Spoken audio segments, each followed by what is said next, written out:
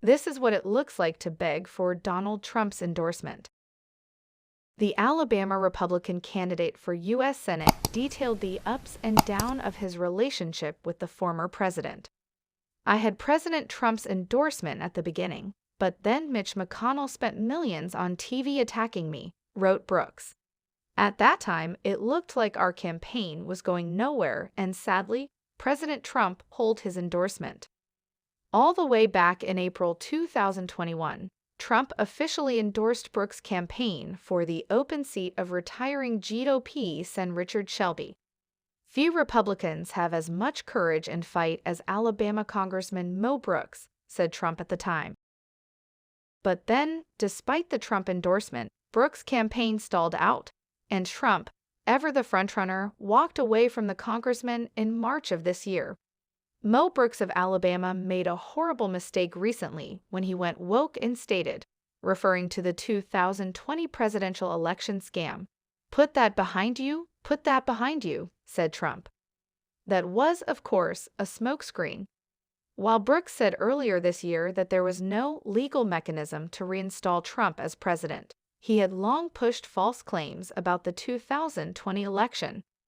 The real reason that Trump walked away from Brooks was that, in advance of the May 24 primary, it looked like Brooks had no chance to make a runoff election, and Trump didn't want to be tied to a loser.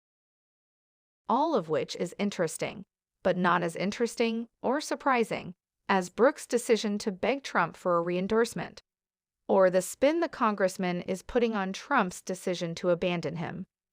"I think President Trump knew what he was doing," wrote Brooks. "He gave our campaign the kick in the pants we needed. He was like a football coach, grabbing us by the face mask and getting us in gear." Part of me wonders if he also knew that in pulling his endorsement, he bait all Mitch into thinking we couldn't win and get Mitch to stop attacking us. Oh, so that is what Trump was doing. This was four-dimensional chess. It wasn't that Trump wanted to get as far away from what looked like a losing campaign as possible. No, it was that Trump wanted to simultaneously A, deliver a wake-up call to Brooks' campaign, and B, throw McConnell off the scent that Brooks could come back.